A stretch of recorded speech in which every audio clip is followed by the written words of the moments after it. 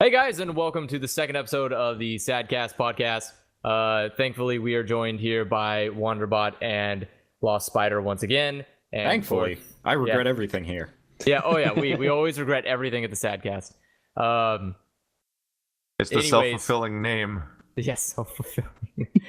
Everything about our entire sad thing is self-fulfilling. What makes you guys sad? Migraines. We're going to record this into the podcast. We were going to record this last Thursday, and I was like, I am debilitatedly stupid right now. But that's normal, I guess. Oh, okay. I'm sad that Guitar Hero deleted all of its DLC. What? Oh, really? Yeah. Wow, that's pretty deep. There's the rise and fall of music games right there. Guitar Hero 3 sold 13 million copies, if I remember correctly. And Guitar Hero, Band Hero, and DJ Hero now don't have DLC. It's all been completely removed from the online marketplaces. What if you had bought it? Like, is that gone you get to keep playing it, and as far as I know, I'm pretty sure those consoles both have systems in place where if you buy something, you can continue to re-download it forever, but they can't sell that stuff anymore. Yeah, that sounds about right. They just dropped every license. That's really weird. Yeah, kind of tacky.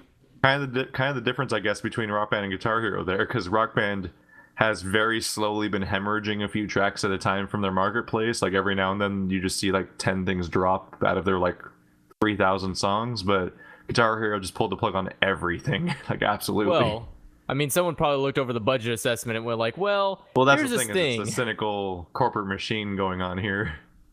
Well, like, well, this no longer makes us money. Buy forever. Well, that's kind of sad because those games were awesome.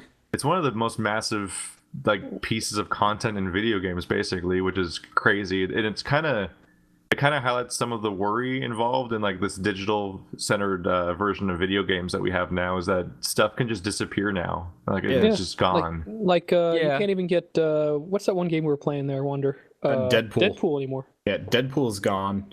Although at least Deadpool's a physical game that you can pick up in the store. Ish, yeah, but if you like wanted to get it digitally on Steam, nope, no cookie. Nope. Yeah, and I get that, but that's kind of what I was getting at, is that there's a huge benefit to having physical copies of anything. Like even if you don't have to buy that version, just having it available is really nice. And Deadpool has the advantage of, like, as far as like the history of video games goes or whatever, like you can go back and buy a copy of Deadpool just because it existed as a disc somewhere. But like Guitar Hero DLC is gone forever. Or like recently I was looking at the history of Xbox Live Arcade games, and there's well over 100 games on Xbox Live Arcade that have never been on physical discs and are just gone forever. Yeah. To be fair, watching your guys' content does not seem like it's much of a loss for half of those. That's indie. Those are indie games. Yeah. Xbox Live Arcade is pretty much the equivalent of like the $15 store of Steam, basically. Oh, yeah. Okay. Xbox Live indie games are unredeemable trash, aside from like everything Zeboyd Games makes, which is the guys that made the Penny Arcade 3 and 4. Everything else is just like, well, I've made a woman and it never moves, but it dodges clothing, and you got to get all the foods and. What? Like, this isn't even video games. God damn it! I must have missed that episode. Oh yeah, that's we played games that didn't have sound. God, what was that? Snowfall? There's Xbox Live indie games with no sound. They just don't bother making sound for their video game. It's just like there's clip art, and then it goes after the other clip art, and then pay us money. We deserve it. Give us all the money we worked for. We worked really hard. It would have literally been easier to just go to the goddamn like YouTube library of free sounds and just done it that way. Like it's most of Xbox Live indie games, I'm convinced, is people's student projects. Oh, me too. I mean, Alchemy God, come on, that was bullshit. Someone drew drawings. Like here's a squiggly line, it's water. Here's a orange squiggly line, it's fire. You mix them together, you get steam, and that's the whole game. Yeah. Just mix elements together to make other elements, and then you be the greatest there's no alchemist? End game. It doesn't go anywhere. God damn it. Fucking just to make it games. dumber, it's not even an original idea. I have the original game on my phone, and it's better. It's more pathetic when they get really defensive over their shitty games. Oh yeah, they get. Oh, that happens. Indie game developers get angrier, like way angrier than even AAA ones do. Yeah. Like the dark side of them is like they take everything way more personally. And Why do they come and comment on your channel or something? No, we had. yes, we've had people get really angry at us. God, we had the most worst experience we've ever had so far was we've had a video that got flagged for copyright because the indie developer didn't like it. Wow. Did you get it back? We had our own little version of Gary's Mod Day One incident that Total Biscuit had. We put up a video for a game called Smash a Seal, which was unredeemable trash in every conceivable way, and the developer put a copyright strike on it and got it flagged and taken down from YouTube and everything. And he Did you guys get it back? Yeah, we got it back eventually. But when we confronted him about it, he kept going on and on and on about it. Like he kept saying that we kept saying untrue things, and when we kept asking him what they were, he wouldn't actually ever specify. That's like just tacky. Wow, what he was acting like we were being slanderous. Yeah, but the one other Smash the Seal video never got taken down noticeably. Wow. Yeah, God, it was great. Games. There was nothing more fun than Keith I remember it distinctly because I was sitting there doing a bowling league and Keith messaged me and just like, yeah, one of our videos just got taken down. And I was like, oh, what? I guess that's the thing. And I was like, what happened? And he's like, yeah, we got like flagged for copyright infringement or on an indie game. And I was like, I don't think that's legitimate. Yeah, that was a fun way to start my day in school. Is like I drive to college and I get out in the parking lot and check my phone. It's like one of your games has been videos has been taken down from YouTube for copyright. I'm like, excuse me? And I see it's an indie game. I'm like, well, that wasn't automated. There's no automated flagging for sound assets used in a Smash a Seal. Yeah, god damn it. The game where you beat seals to death. By the way, it's just a really badly rendered whack-a-mole. That's all it was just seals coming out of whack-a-mole holes. There was a plot to it. Remember? Yeah, the cyber penguins. What?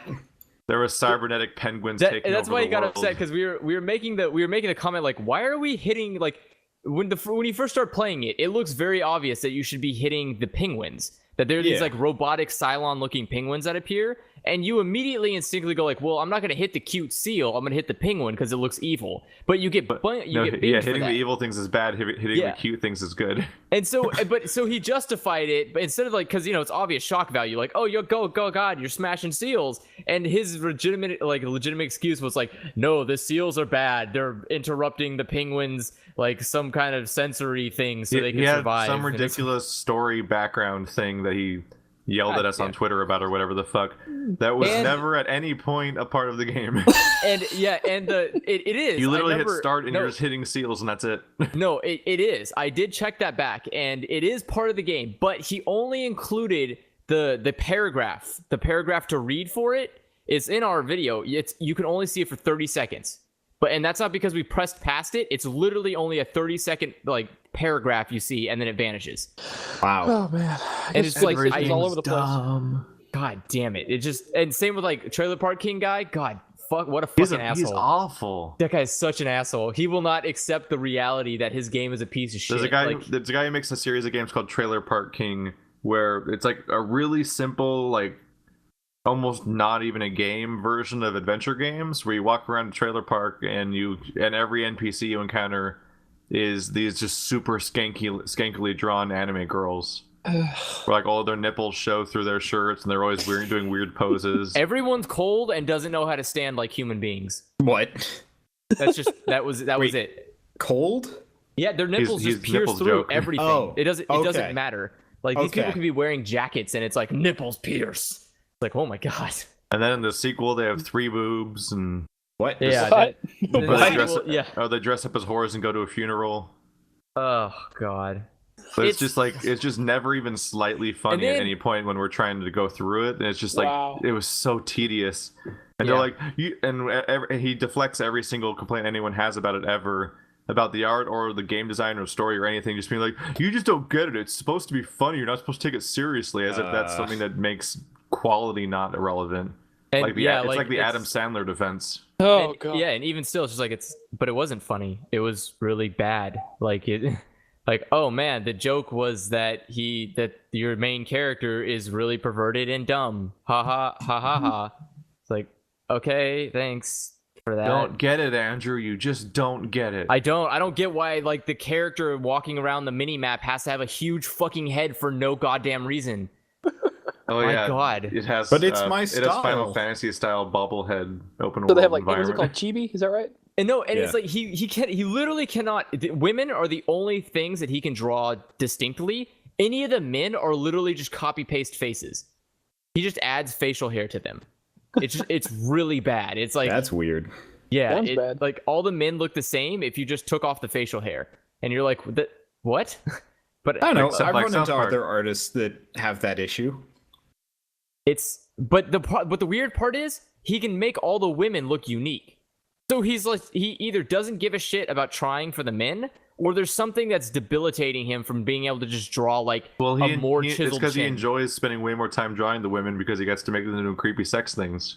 But Yeah, they he doesn't don't want to see the men's nipples poking all the way out. I mean, I have did. you ever I looked was- at the number of you were costumes into it? per character in Dead or Alive, and see the Well, gender split yeah, there? but I think there's like literally a department that just works on boob visual physics. Yeah, I mean, women, the women have up to 8 costumes in some of those games, and the men almost always have like 3. Half the budget is, on the physics engine. It's Also- volleyball. There's physics also they involved, right? they know their market. Like that's different. Yeah. Like he doesn't have a market. His market is not non-existent. So I mean, it's more sad that he actually makes money from that.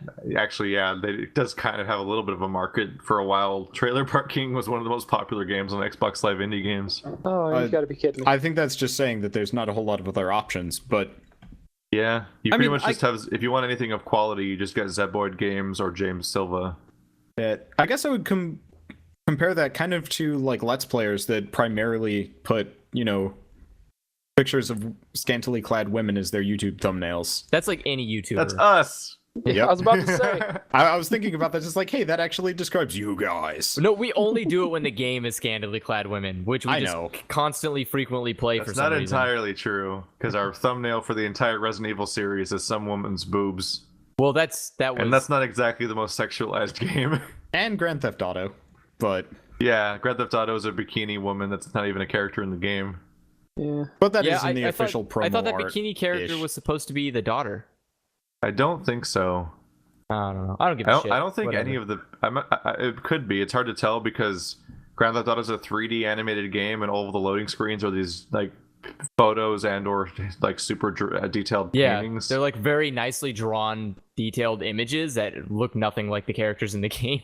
That's not uncommon though. No, I've seen a it's lot just- of things it's Especially really for Grand Theft jarring. Auto.